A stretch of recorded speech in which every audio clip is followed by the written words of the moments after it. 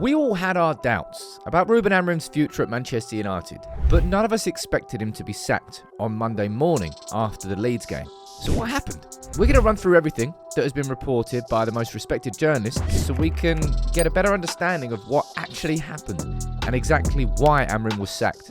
A lot of information has now come out that gives us a bit more insight into what went on in sort of a tumultuous last 72 hours for Ruben Amorim, what happened with his breakdown in relationship with Wilcox, with Ratcliffe, with Vivell, little squaring up with Martinez.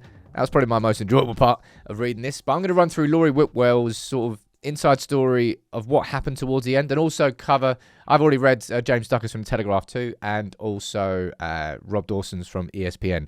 Now, if you haven't read it, I'll leave the link in the description. There's going to be a lot more in there that I don't cover. I'm not going to cover the entire thing. I'm just taking out the sort of the main drivers, I suppose. I don't know how to describe it. The main reasons why it happened. But there's going to be a lot more information there. Links in the description. I'm not sponsored by The Athletic. I just appreciate good journalism. I encourage you to go and read it.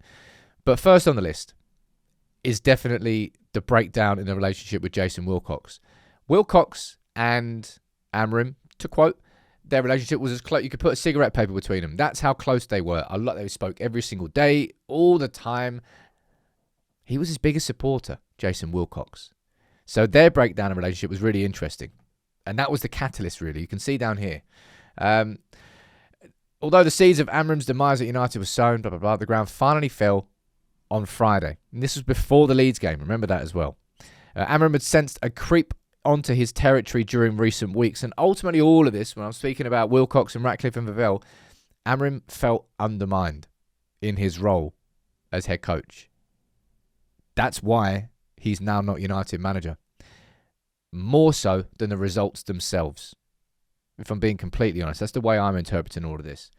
In their face-to-face meeting at Carrington on that Friday, Wilcox suggested to Amorim that players were struggling to gain trust in his 3-4-2-1 system and had become confused over his vision.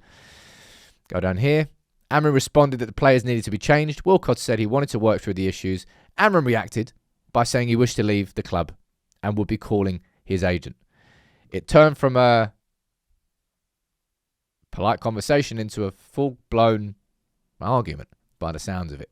And that happened before the Leeds game, which kind of gives us a bit more clarity now on this post-match press conference after Leeds, because it was odd. It was really weird. Randomly, 2 minutes at the end, started going on about how he's the manager.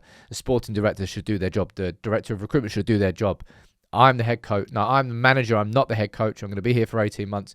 It felt a bit odd and strange, and it's because we now know it was after Ruben Amorim felt like he was being undermined by Jason Wilcox in being told to tweak the system. And it leads into the second point, which I actually think is, honestly, I think this is the most important point.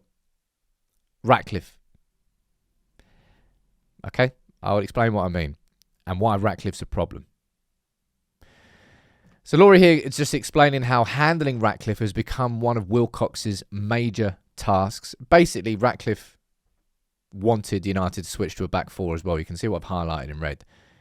He proposed playing Mbeumo wing back. All right, good lad. Right, nice one there. My question, right? Someone in the comments, please answer this. How do you get a billionaire who's bought something not to meddle and get involved in it? Because he's hired these people, he's hired everybody, but Ratcliffe is still far more involved. And I think probably what's happened over the relationship with Amorim and Wilcox is Wilcox has had Ratcliffe in his ear going, and then he's now changing that and asking Amorim to change. And now at that point, Amorim feels undermined, and it's coming because Ratcliffe is asking him to do it. And there's other stuff in there as well about how he's sort of in Michael Sansoni's ear. He's our new head of data, trying to get more information out of it. Ratcliffe is meddling, or he shouldn't be meddling. And I think, look, you've heard about the Gary Neville comments from Ruben Amorim saying, look, effectively he thinks that that Ratcliffe's listening to Neville's podcast and then using that. Ratcliffe is undermining quite a lot of people, really, in his over-involvement. And it's a breakdown in a relationship between Amorim and Wilcox and Amorim and Ratcliffe and Amorim and Vivell. And this is another one. It's the recruitment side of things. This bit here, was reported last week, I think, by Nathan Salt in the Daily Mail. I didn't really take too much attention of it, but it's been reported elsewhere now. It's been corroborated, so I'm going to speak about it. This idea that the director of recruitment, Chris Favell, after the game against Fulham, put the comments from Marco Silva about how easy United were to play against. You remember when he explained our system after the game? Threw him into the WhatsApp group. And then you got your director of recruitment kind of telling you how to play. You'd be like, just kind of stay in your lane, man. I would understand if Ruben Amorim is pissed off at that. From a recruitment perspective, though, I'll be honest, I think I'm on the side of the club here. Ruben Amorim wanted Ollie Watkins. 2 examples I'm going to pull out here. Ruben Amorim wanted Ollie Watkins. United went for Šeško instead. It's because we can't afford to sign any 29, 30, like players who are going to be having their last big contracts. We can't afford to do those anymore because we've had so many of them that have just ballsed up, and also just major money signings that have just ballsed up. We're going to have to sign younger so that there is resale value. That's how you create sustainability. Also, you have to hit the bullseye with transfers. I wouldn't say Šeško's a bullseye right now, but it's not a miss. I agree with United going for Šeško over Watkins, but we should never have signed Šeško in the first place. We should have signed a midfielder. But that's a different conversation. And the second person to speak about down here is Senny Lamont. Because Amorim wanted to sign Emi Martinez. Again, the expensive, senior, experienced, Premier League proven player who was on monstrous wages at, I don't know what his wages are. I think that's why it's like 200 grand a week at Villa. United stepped in and said no, Senny Lamont. I think our transfers have been better under Ruben Amorim. And I think the club was actually correct to take those decisions away from him. We know full well that we can't just give a manager what he wants. However, and this is the thing I had arguments with people in the live show today about whether Ruben Amorim was backed or not. I think we made a big mistake not signing a midfielder in the summer. That was just the wrong strategy. And Ruben didn't get what he needed there. But the club made the right choice in overruling him, I suppose, and going for Lamont and Šeško instead of Watkins and Martinez. Was that what was best for Amorim? Probably not. Was that what was best for the club in the long term? I think probably so. Now, more information is coming out of this. It's probably it's the thing am I laughing at it? I suppose I'm laughing at it a little bit. Anyway, Martinez was back from injury.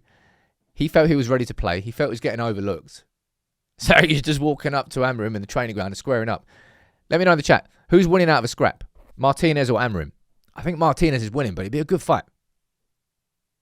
Anyway, back to the actual news.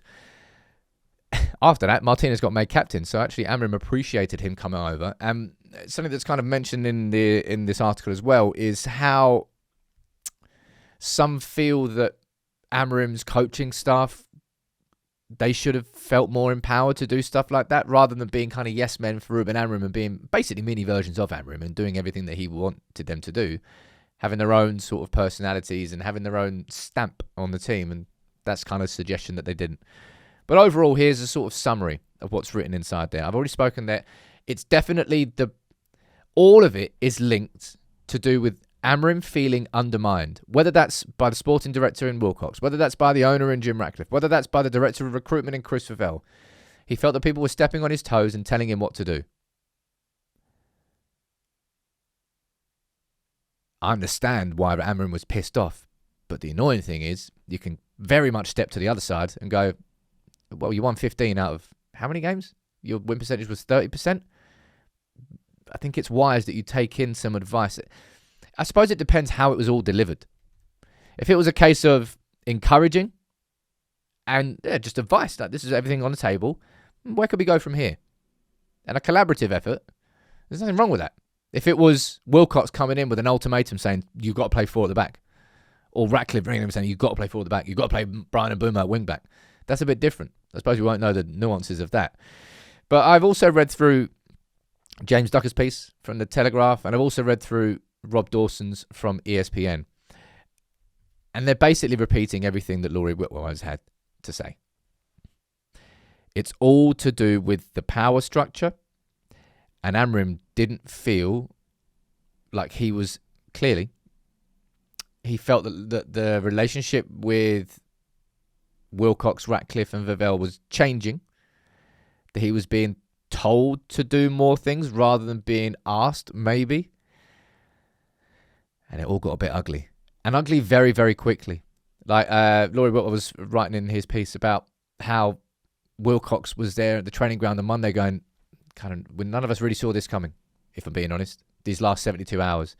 It exploded, and it exploded very quickly. So it feels like it must have been bubbling under the surface for a while, and it was that conversation with Wilcox there before the Leeds game that made it snap. But that's kind of the story of what's happened. It is ugly. And Amorim falling does not mean that the fingers don't get pointed at Wilcox, at Barada, at Ratcliffe, Vavell if you want to go down there. And I'm going to be having those conversations soon. But that's what happened, and that's why he got sacked, surprisingly, after the Leeds game.